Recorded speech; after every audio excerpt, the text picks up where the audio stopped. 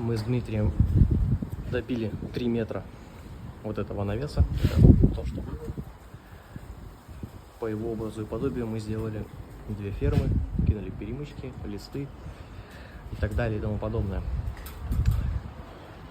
Дмитрий в данный момент у нас заколачивает заглушки. Вот этот навес мы с ним делали полностью от и до.